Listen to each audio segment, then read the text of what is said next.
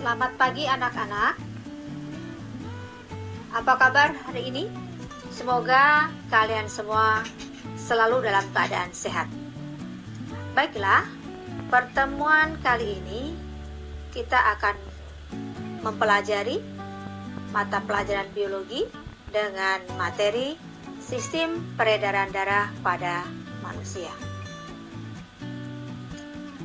Dalam kompetensi dasar yang akan kita pelajari adalah kita dapat menganalisis hubungan antara struktur jaringan penyusun organ pada sistem sirkulasi dan mengaitkannya dengan bioproses serta dapat menjelaskan mekanisme peredaran darah serta gangguan fungsi yang mungkin terjadi pada sistem sirkulasi manusia melalui studi literatur, pengamatan, percobaan, serta simulasi.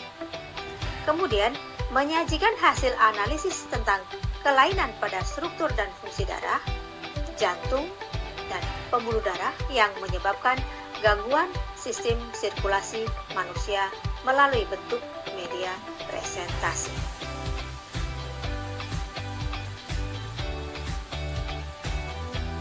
Tujuan pembelajaran kita adalah yang pertama, menjelaskan bagian-bagian darah yang terdiri atas sel darah dan plasma darah, serta yang kedua adalah menjelaskan tentang pembekuan darah. Kita pelajari yang pertama adalah bagian-bagian darah. Darah terbagi menjadi dua macam, yaitu bagian yang cair atau plasma darah, berupa cairan yang terdiri atas air tentu saja, protein, mineral, serta bahan-bahan organik. Apabila plasma darah ini kita endapkan, maka akan tersisa cairan yang berwarna kuning yang disebut dengan serum. Kemudian yang kedua adalah sel-sel darah. Yang pertama adalah sel darah merah atau eritrosit. Eritrosit, kita lihat di gambar ya, berwarna merah ini. Kemudian bentuknya bulat, pipih, berupa lempengan, dan disebut sebagai bikonkav. Kalau kita perhatikan, bagian dalamnya ini adalah cekung ya, melengkung ke dalam. Tidak memiliki inti sel. Kemudian hemoglobinnya yang berwarna merah ini terkandung dalam eritrosit ini dapat berfungsi untuk mengikat oksigen serta karbon dioksida. Yang kedua adalah leukosit atau sel darah putih. Cirinya memiliki inti sel,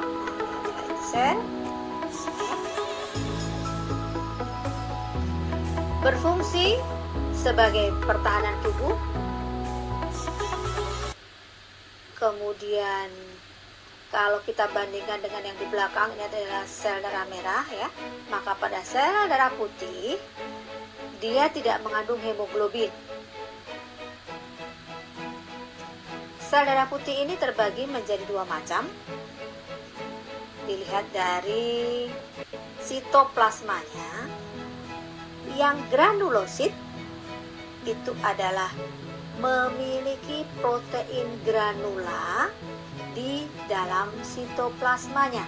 Kita lihat ini adalah granulanya ya. Granula dan granula. Ya.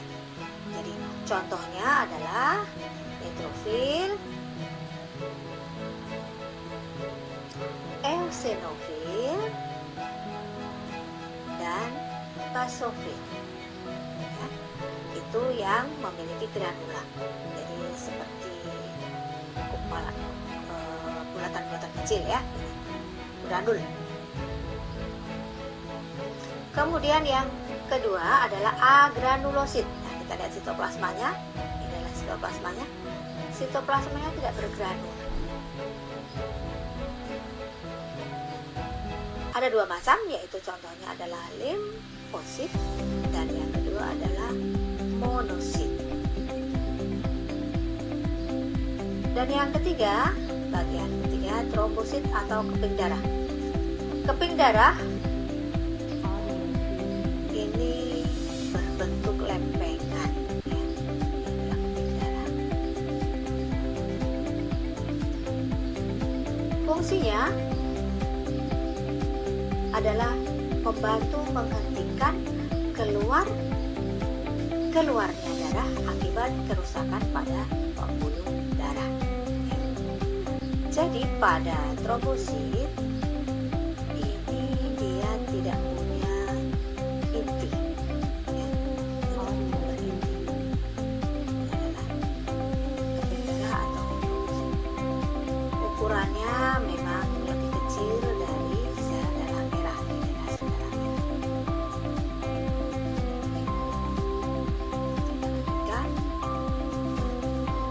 Apabila tubuh kita terjadi luka, maka harus terjadi proses pembekuan darah. Itu kalau secara normal. Nah, bagaimanakah proses pembekuan darah itu terjadi?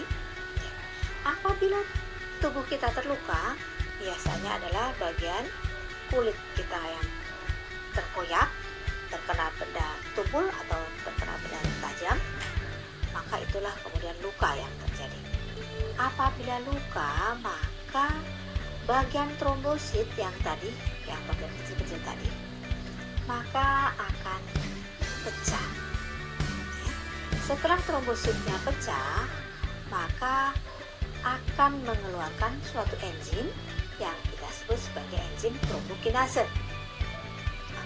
Kemudian enzim trombokinase ini akan membantu protrombin akan berubah menjadi trombin apabila ada ion kalsium Ca+1 serta ada vitamin K. Jadi tubuh kita itu harus tersedia kedua ini supaya proses pembekuan darah bisa berlangsung dengan baik, dengan optimal. Nah, kemudian selanjutnya protrombin yang sudah diubah menjadi trombin ini akan diubah menjadi fibrinogen dengan adanya ion kalsium tadi. Maka fibrinogen ini akan berubah menjadi fibrin. Nah, fibrin ini semacam jala, atau kalau kita bisa katakan semacam kasa, ya, jala-jala gitu. Nah, jala-jala ini fungsinya adalah kemudian menutup bagian luka kita yang terjadi pendarahan tadi. Karena ada jala-jala yang menutup di bagian luka, maka akan mampu menghentikan keluarnya darah dari bagian tubuh kita yang terluka tadi, sehingga luka akan menjadi tertutup. Itulah proses pembekuan darah pada tubuh kita. Jadi tubuh kita harus ada faktor apa tadi? Yaitu faktor yang bisa mengeluarkan enzim trombokinase. Nah, faktor ini disebut sebagai faktor anti-hemofilik. Apabila seseorang tidak memiliki faktor anti-hemofilik, maka dia tidak mampu mengeluarkan enzim trombokinase. Sehingga pada seseorang yang memiliki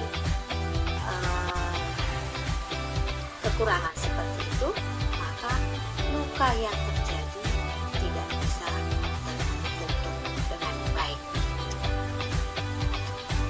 Demikian penjelasan Ibu. Untuk lebih menguasai materi ini, Ibu harap kalian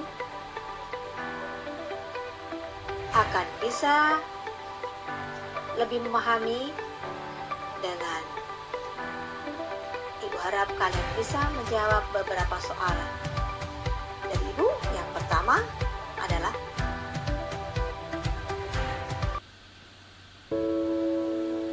bagian-bagian apa yang menyusun sel darah pada manusia. Dan yang kedua, bagaimanakah proses pembekuan darah berlangsung pada tubuh manusia. Dan yang ketiga,